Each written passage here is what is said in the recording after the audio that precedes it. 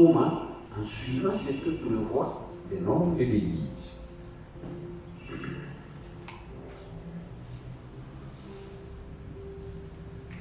Bon, le temps faisant défaut, nous sommes obligés de survoler pour que vous puissiez poser la question et compléter. Voilà. Quand on parle de travailler en association, alors ce n'est pas une association forcément qui a tous les contours juridiques reconnus.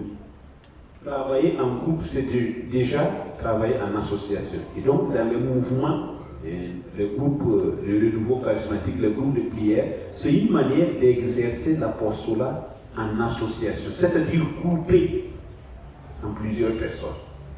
Donc, cela est reconnu par le droit, mais on demande de suivre des procédures pour que l'unité soit conservée au sein de ces groupes-là. Donc, il y a une liberté d'exercice et comme nous le voyons bien au canon 212, les clercs reconnaîtront et favoriseront la mission que les laïcs, chacun pour sa part, exercent dans l'Église et dans le monde. Le droit demande de reconnaître ce travail que vous faites. Et alors, si ce travail est reconnu, il faut en même temps le poursuivre en conformité avec les normes en vigueur. Donc, le rapport avec la hiérarchie. Les laïcs, dans l'exercice de leur devoir, c'est-à-dire dans le vécu, dans les groupes de prière, les groupes de catéchèse, d'apostolat, alors restent soumis à un certain nombre de normes par rapport à la hiérarchie.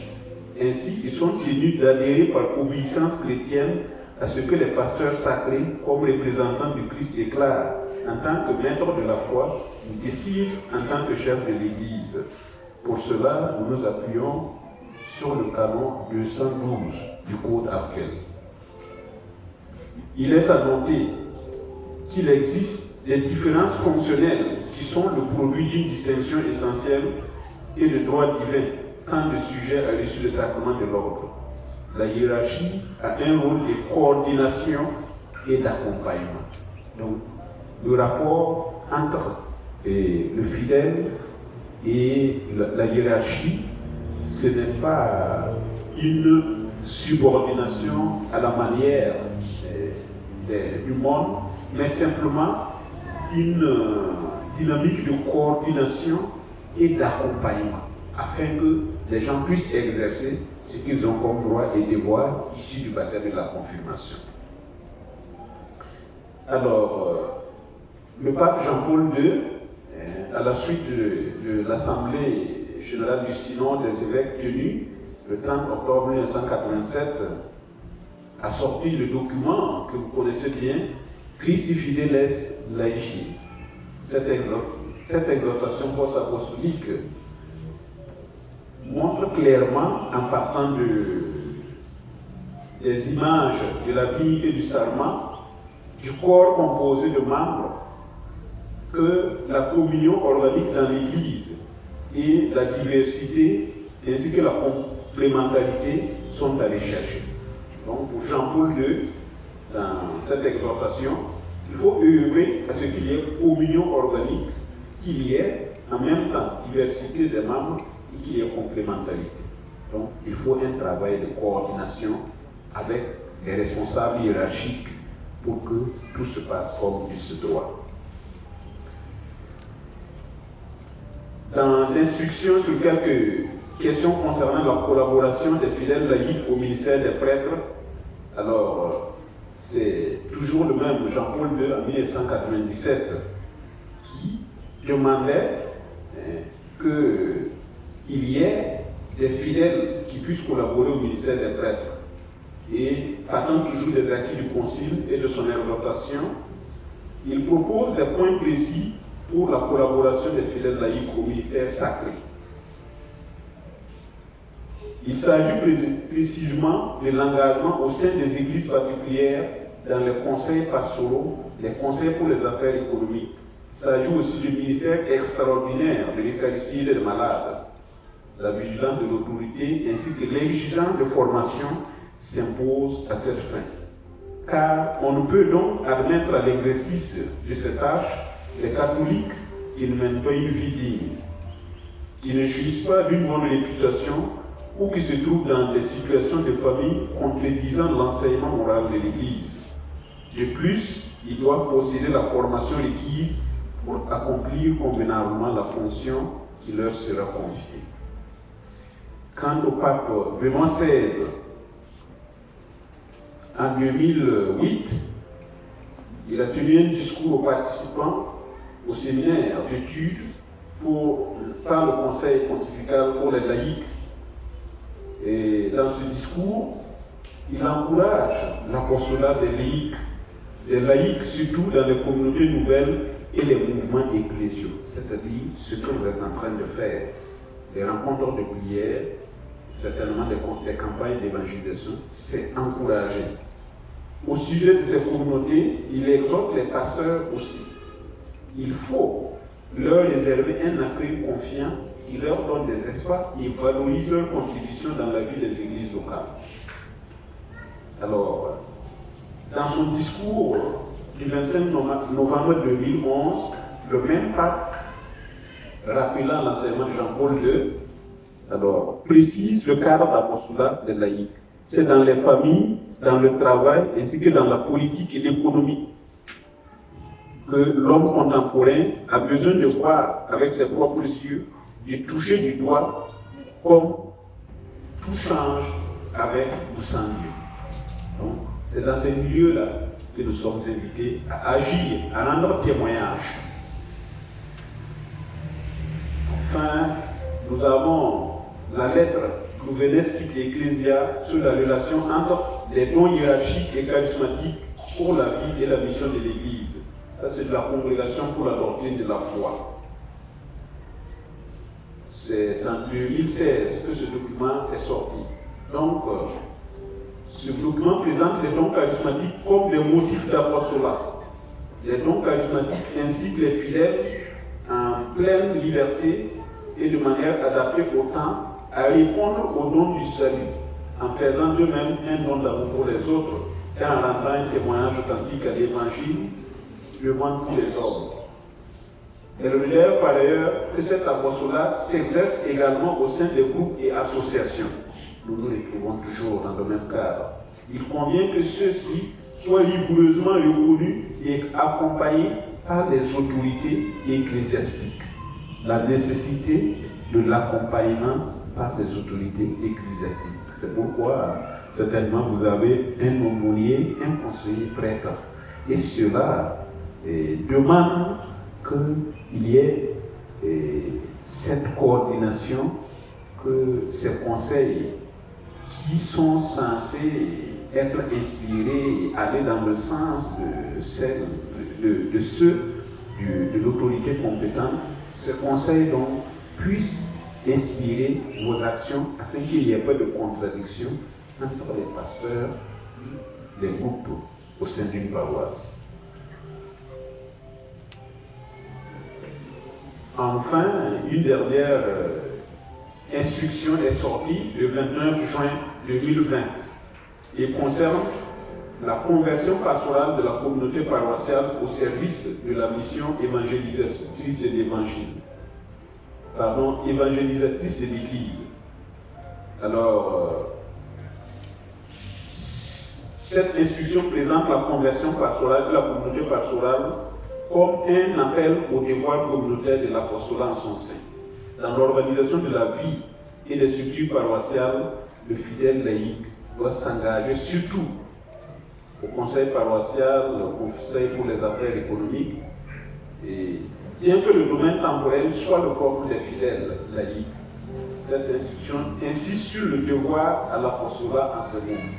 Il est demandé aujourd'hui à tous les fidèles laïcs un engagement généreux au service de la mission évangélisatrice. Et certainement, c'est ce que vous faites. Tout d'abord, par le témoignage global d'une vie quotidienne conforme à l'Évangile dans les lieux de vie habituels et à tous les niveaux de responsabilité. Ensuite, d'une manière particulière, par l'acceptation d'engagements qui leur correspondent au service de la communauté paroissiale. Nous le savons bien, l'Église est communion et unité. Il faut donc que nous puissions prendre conscience que nous sommes appelés à travailler en directe collaboration avec la hiérarchie qui est censée nous accompagner de ce conseil de manière convenable et appropriée. Donc, que tous puissent travailler à la communion et que toutes les activités concourent à rassembler le peuple, à faire l'unité des cœurs.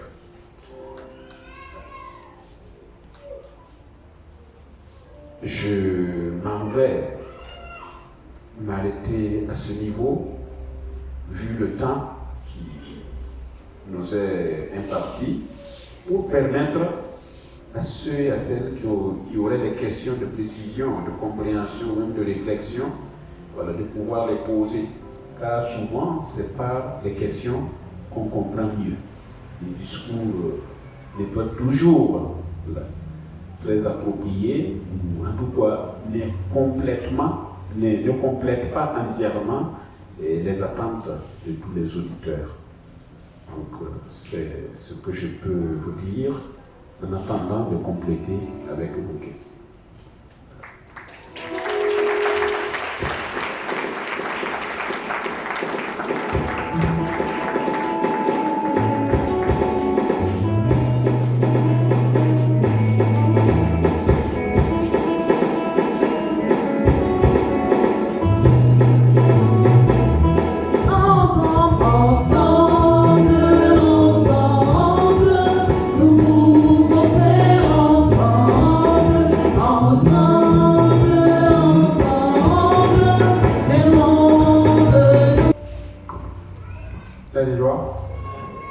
Merci beaucoup pour l'enseignement. Alors moi j'ai une deuxième question, mais je sais de la préparer encore. Alors ma question c'est celle-ci. Est-ce que le laïc, dans l'évangélisation ou dans ces activités qu'il doit avoir, vous avez dit qu'on doit être engagé dans la formation aussi, est-ce qu'il doit se limiter seulement à annoncer le guérisme ou est-ce qu'il peut aborder d'autres thématiques? Si oui, lesquelles? Est-ce qu'il y a des thématiques que l'Église autorise les laïcs à prêcher? Et est-ce que pour aborder ces thématiques-là, ça nécessite une formation, à savoir un diplôme universitaire, peut-être à l'UQAO? Est-ce que voilà, pour aborder ces choses, il faut ça, pour pouvoir intervenir avec les laïcs?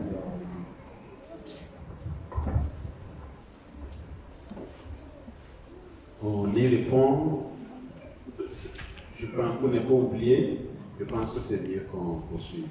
Alors, pour revenir sur la marge de manœuvre réservée aux laïcs dans la prédication, notons que la prédication fait partie du ministère de l'enseignement dans l'Église. Donc, comme on le dit, pour enseigner, il faut avoir été enseigné. On n'improvise pas sans provision. Sinon, on va égarer les gens. Donc, il faut donner aux gens un savoir vérifié, avéré, certain, convaincant et convaincant. Parce que si vous-même vous n'êtes pas sûr de ce que vous dites et vous proposez à d'autres personnes, vous allez les envoyer. Donc, le principe, enseigner ce qui est vrai, maîtriser et voilà, certifier, vraiment vérifier. Maintenant, les gens même peuvent avoir la compétence, mais ils n'ont pas la permission de l'autorité compétente. Parce que ce n'est pas sur tous les termes que les gens sont habilités à enseigner. Voilà. Vous savez, il y a des enseignements contradictoires juste parce que les gens ne se sont pas cultivés comme il se doit. Or, en répandant ces sortes d'idées, on égare des âmes. Un exemple. Si quelqu'un choisit par lui les 10 commandements et puis soustrait d'eux, il le fait comprendre aux gens que pour ces péchés-là, non, c'est bon, Dieu ne nous en tient pas rigueur. Vous imaginez combien de personnes ce gars va envoyer dans l'air. Et c'est là qu'il rencontre l'interdiction de l'Église qui dit que si l'un de ces petits en vient à tomber suite à votre manière de faire, vous aurez des problèmes dans le royaume des cieux. Donc ça, c'est avant que le problème individuel ne survienne à cette personne-là, nous allons, voilà, l'Église est appelée à empêcher que les choses se gangrènent. Voilà. Et la question est vraiment pertinente parce que cela permet de relever un point. Vous savez, comme on l'a dit, le temporel est le portrait laïque. On demande d'évangéliser et d'approfondir partout là où vous êtes. Et voilà. Et s'il y a lieu dans les charges qui ont été confiées et qui nécessitent la collaboration avec la hiérarchie, alors vous les accomplissez selon les normes prévues. Sinon, qu'est-ce qui est constaté actuellement? On constate que des gens délaissent leur devoir d'évangéliser le monde pour revenir occuper des charges au niveau des églises et des chapelles, voilà, pour essayer de constituer un groupe et de fonctionner en enseignant, voilà, des doctrines, voilà, des points de doctrine de l'Église, oubliant que le premier devoir, c'est de changer le monde, de mener sa profession avec une foi chrétienne, d'éduquer sa famille comme il se doit, de convertir ceux qui sont autour de nous. Imaginez-vous si quelqu'un abandonne sa famille, ses enfants qui pleurent et qui ne fait pas la cuisine depuis le matin jusqu'au soir, et pour les raisons, voilà, on est venu parce qu'il y a une campagne d'évangélisation où le Seigneur en acclame, les yeux fermés. Pendant ce temps, les enfants pleurent et le mari se plaint. Voilà. Et ensuite, ça, c'est un côté. Comme un mari aussi qui abandonnerait sa femme et ses enfants, ne leur donnant pas le nécessaire pour le repas, et qui s'adorne à une louange infinie, les yeux fermés. La première louange, la foi de s'occuper de ces gens. C'est là-bas que le Seigneur vous attend. Il a quitté là où vous louez, il est assis en famille avec les enfants qui pleurent, avec leurs mères. Il vous attend là-bas pour la vraie louange. Il faut régler ça, sinon la louange est nulle. Il n'écoute pas, il est reparti en famille, là où les enfants pleurent. C'est là-bas. Il a dit qu'il est proche des cœurs brûlants et des esprits abattus.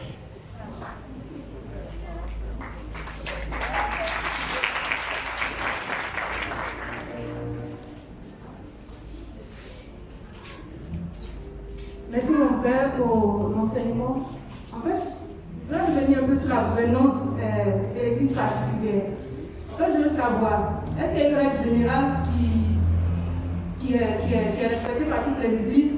Parce que j'ai remarqué dans les pays anglophones, quand ils participent à la messe, il y a des rites qui ne sont pas, il y a des rites qui sont différents.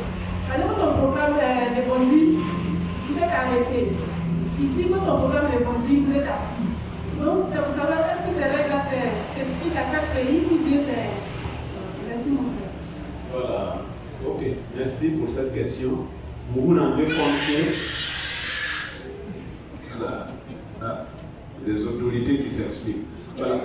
Et les cultures varient d'un endroit à l'autre. Par exemple, si vous êtes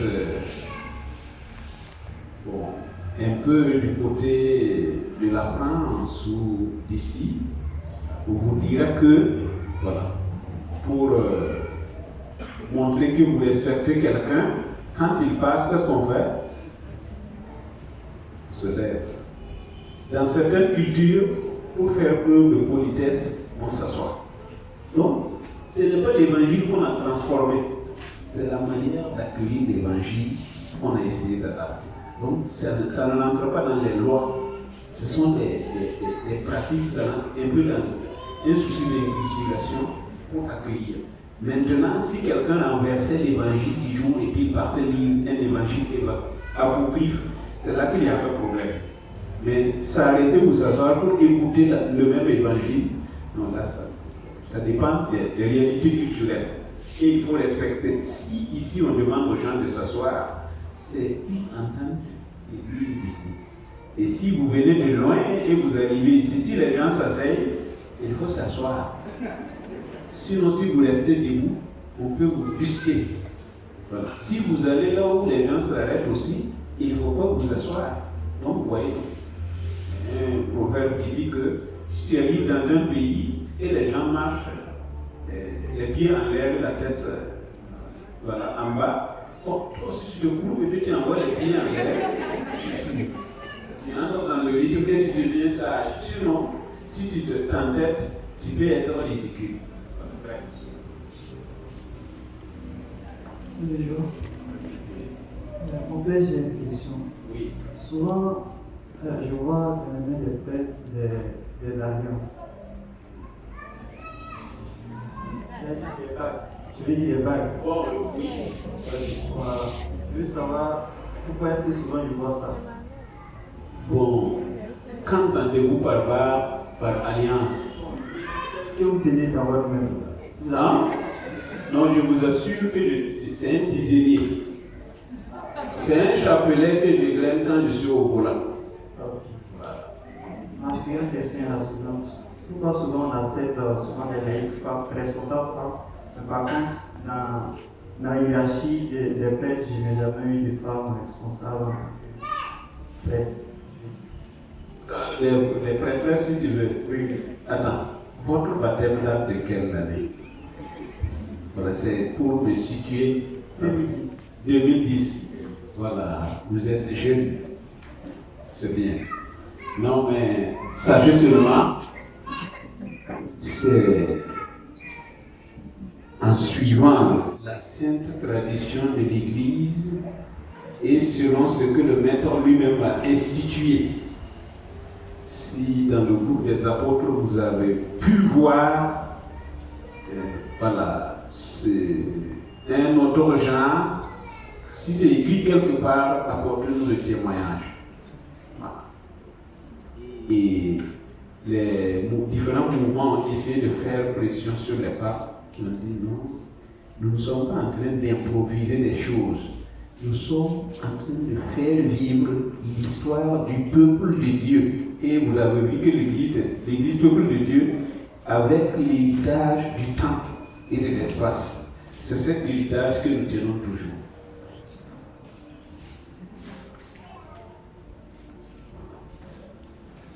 Et voilà. Je ne sais pas si vous avez bien compris. Ce n'est pas une ségrégation. Hein. Dans tous les cas, sachez seulement que tous ceux qui sont devant et qui travaillent, qui portent les habits, on va leur demander des comptes au dernier jour. Ce n'est pas la peine de vous précipiter. Vaut mieux rester là où vous êtes là et être sanctifié. Parce que ce qu'on va demander comme compte à ceux qui sont devant et qui se lèvent, on ne va pas demander le même compte à un bon père de famille qui s'est occupé de ses enfants. On va lui demander des comptes à ce niveau. À nous, on va demander des comptes sur tout ce que nous avons fait. Donc l'Église a dit, ceux à qui on a beaucoup donné, on en réclamerait davantage. Si vous tenez à ce qu'on vous réclame beaucoup, poursuivez. Moi, ma préoccupation est la suivante. Dans la définition de l'Église, vous avez dit que l'Église c'est le peuple de Dieu. Et vous avez dit aussi que pour être personne de l'Église, il faut d'abord baptiser. Non, non, non. Une personne dans l'Église. Et c'est ce que j'ai lu. Le texte dit que c'est par le baptême qu'on devient personne dans l'Église ayant des droits et des obligations. Et je précise que c'est selon le cours. Si vous sortez du cours, ça. Non, c'est selon le cours que j'ai parlé. Bien. Maintenant, concernant ceux qui ne sont pas baptisés, quand on parle du peuple de Dieu, Oui. est-ce que ceux-là font partie? Ils font partie du peuple en ce sens qu'ils sont en marche. Quand vous êtes, vous et ceux qui ont fait le droit civil savent que l'enfant conçu, tant qu'il y va de son intérêt, est considéré comme déjà né. Ça fait partie de tous ceux qui sont en gestation à la catéchèse. Là. Ce sont des gens qui vont être enfantés. Et le code prévoit la prière, les obsèques pour les catéchumènes. Ils bénéficient de l'attention de l'Église, des soins pastoraux de l'Église, même s'ils ne sont pas encore baptisés. Est-ce que vous comprenez? Voilà. C'est comme le dit, les avenirs. Voilà. Ce sont c'est l'avenir du peuple et comment dirais-je, la prospération inclut l'avenir dans le patrimoine. C'est pas encore, mais en prospérant, on commence à voir que d'ici là.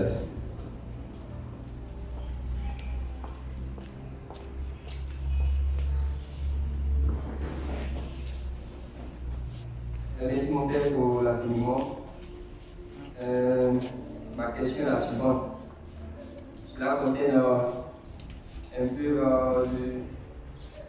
sur l'Eucharistie. Oui. Généralement, pour nous les catholiques, nous croyons déjà que Jésus est présent dans l'Eucharistie. Oui.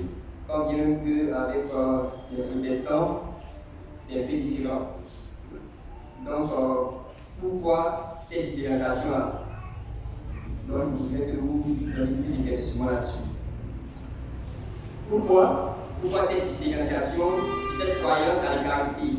Nous, on dit que lorsque Jésus est présent, il demeure à jamais. Mais par contre, les protestants, après avoir fait peut-être le scène, Jésus, une fois qu'il est présent, il s'en va. Donc, pourquoi cette conception-là et comment l'Église y voit cette image-là? Bon, donc, pour répondre d'abord, je tiens à signifier que nous sommes dans un cercle des protestants.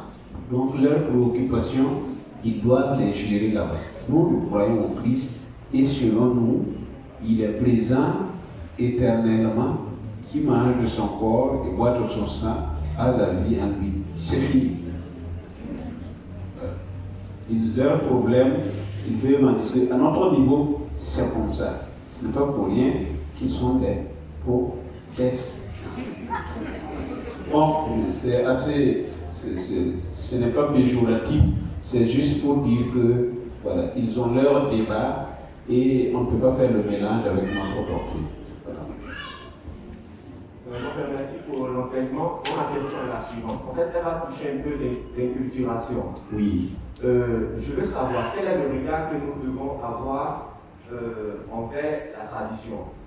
Parce que souvent, avec notre adhésion à la foi chrétienne, on a souvent un regard un peu négatif sur tout ce qui est lié à la tradition. Or, bon, dans chaque tradition, il y avait quand même des éléments qui étaient un peu positifs. Donc, quel regard aujourd'hui, nous chrétiens, on doit avoir dans la tradition? Bon, merci. Quand on parle de tradition, là, on voit l'étymologie du mot, tradere, c'est traîner. Qu'est-ce qu'on traîne là? Qu'est-ce qu'il y a de bon dans ce qu'on traîne? C'est ça. Ce qu'on traîne depuis la nuit des temps. Qu'est-ce qu'il y a de bon là-dedans? Ce sont ces éléments qui sont compatibles avec l'évangile qu'on utilise pour favoriser notre marche. Tout ce qu'on traîne, on ne peut pas l'incorporer dans notre vie de foi. Parce que après avoir professé la foi, nous savons le fondement de notre foi. Et ce qu'on traîne là, il y a beaucoup de choses à l'intérieur. Donc, le regard négatif, c'est par rapport à la doctrine et par rapport à notre foi. Si c'est incompatible, on ne peut pas avoir un regard positif. Est-ce que c'est compatible d'abord? C'est la vraie question, c'est celle-là. Quel est le degré de compatibilité? Tant que ce n'est pas établi, on ne peut pas. C'est bon? Est-ce que? Ok. Merci pour l'enseignement. Je m'adresse à vous personnellement. Vous êtes près de Jésus-Christ de Nazareth. Que pensez-vous du renouveau et puis des communautés nouvelles au sein de l'Église? Non. C'est une question précise, mais trop large. peut m'amener dans le flou. Mais ce qu'il y a, c'est que les communautés nouvelles